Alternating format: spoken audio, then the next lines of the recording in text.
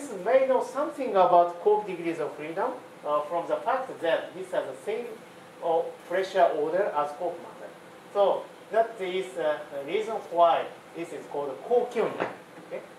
The baryonic knowing something about Koch. Okay? So Koch-union. And in fact, okay, the pressure comes from the interaction. That means the baryons do not move in the radiancy limit. Okay? That means that this baryonic matter is a crystal, not gas, not liquid, but this is crystal. Okay? So what's the NC counting for the kinetic energy? Well, it is, I don't remember, but it is obviously suppressed by baryon mass. Baryon mass is over the NC, right? And okay, so it is infinitely large. Okay, and the kinetic energy is a momentum squared divided by mass, and the momentum is what was that? Anyway, it is given by the chemical potential difference, right? How do you know if it is non-relativistic? The baryon. So, as I said, okay, that the typical momentum comes from the chemical potential. Okay, if you give the chemical potential, then the corresponding momentum is uniquely fixed. Okay, and then you can show that if the mu b is of order NC, okay, around here, the kinetic term is suppressed. Okay, I cannot remember the exact order of the NC counting, but anyway, the potential is much greater than the kinetic energy, and so the nuclear matter or baryonic matter in the radiancy limit forms the shape of the solid or crystal. Okay, and this is actually completely consistent with the conventional description of nuclear matter based on the SCAR model. Okay, SCAR model is a description of baryons in the radiancy limit.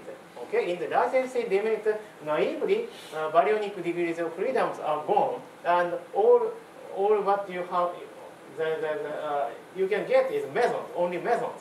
And so the question is how to get baryons from mesons, and that you can get baryonic configuration from pions using some topological winding. That is a SCAR model, the essence of the SCAR model. And actually, you can describe nuclear matter using SCAR model, and the conclusion is that you get crystal. Okay. And in fact, as I said, baryons are infinitely heavy, so they cannot move, and so it's natural to have crystal. Okay. And this, but the point is that these people, these guys interact very, very strongly of order of NC by the exchange of quarks, and so this state is not such simple, but this should be, the interaction is mediated by lots of mesons, high end, okay? Or this meson can be, of course, okay, this meson is nothing but the exchange of quark and anti-quark, so this state can be seen in this way with lots of quarks and anti-quarks, okay? And the point is that the main pressure comes from such interaction part, okay? Or the particles contained in the interaction energies, okay? So this quark and anti-quark, they produce the main pressure, okay? The dominant contribution of pressure. This is very different from the hadron resonance gas model picture, right? Or opposite to the hadron resonance gas. Okay, in the hadron resonance gas, you can forget about the interaction, but these are the particles produce the pressure of free gas. But here, these people do not contribute anything to the pressure, but the interaction gives you the pressure. So has anyone considered, like, so if I understand the picture, you are modeling heavy baryon and sometimes stirring, right? Yes. And then they exchange via the measure of the Yes. bulk pair. They are basically like the impact or potential over the outside base of the stirring. People actually kind of do the kind of some kind of calculation, for example, computing the Planck function with the volume of the silicon and versus the Well, margin calculation. okay, in the scan picture, you can compute the nuclear potential, but okay, so to have the stamp crystal, usually so people put scammons in the form of the crystals, or instead, equivalently, you can put a scammion on S3, okay? Right. Then, because of the periodic boundary conditions, you can effectively describe this kind of crystal structure, okay? But in that consideration, I don't think they estimated the pressure or this kind of interaction pictures, etc., etc. So in principle, such calculation must know something about this state. But okay. Anyway, and then okay, so this is I think okay. So I'm almost finished. Excuse me.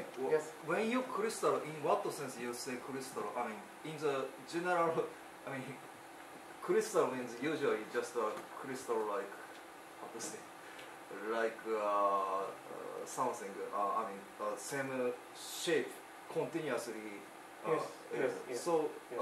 In the usual sense, it's a Yes. crystal. Yes. Then, what is the form of the smallest shape? In the So that is actually there are many arguments about that. FCC or the what was the name?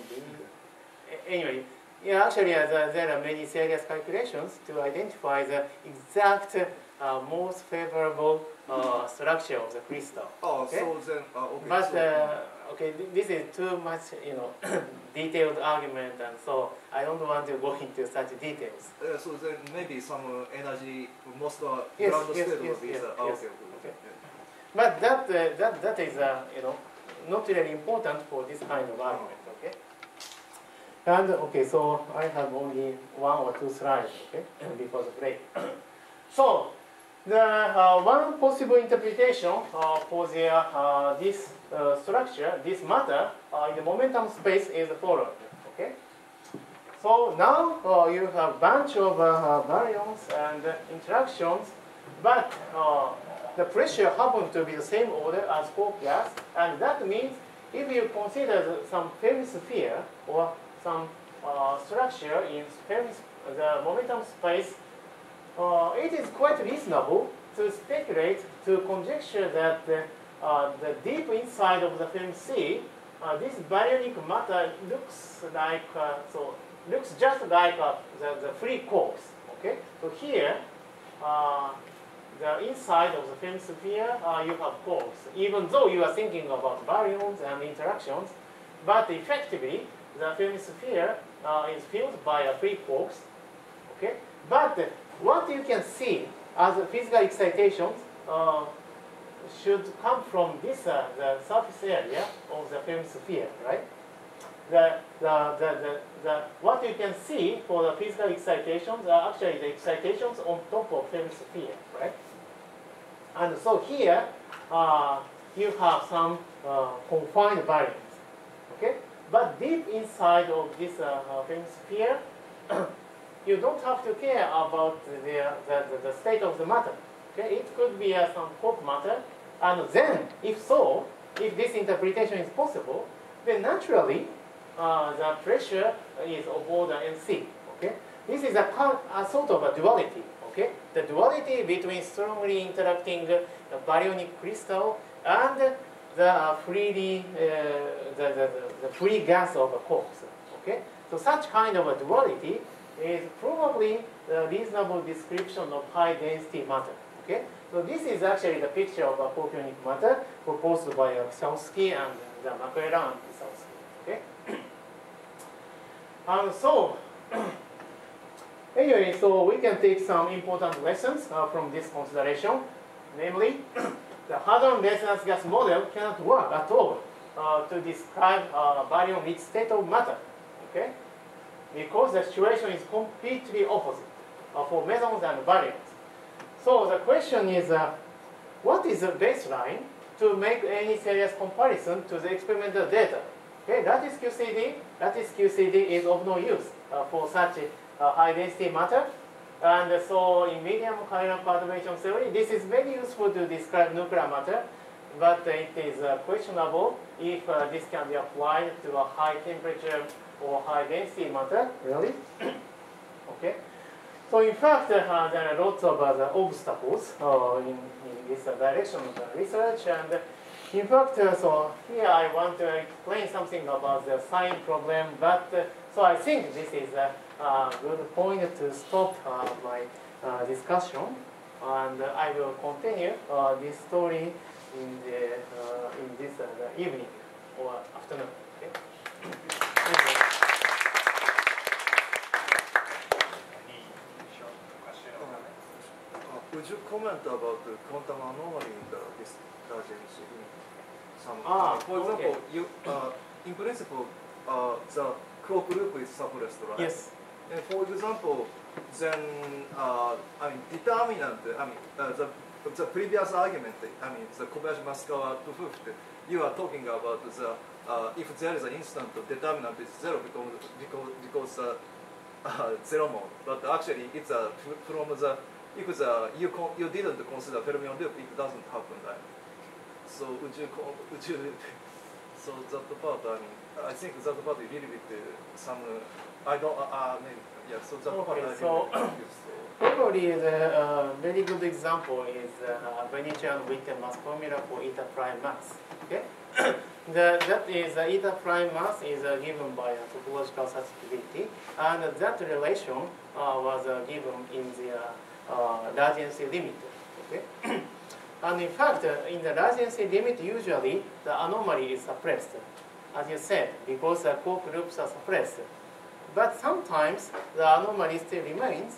For example, if you consider the eta prime mass, that is related to the pure topological susceptibility, and that relation is derived in the largency limit. Okay? So that NC counting is sometimes very tricky, and so you should be very careful about that.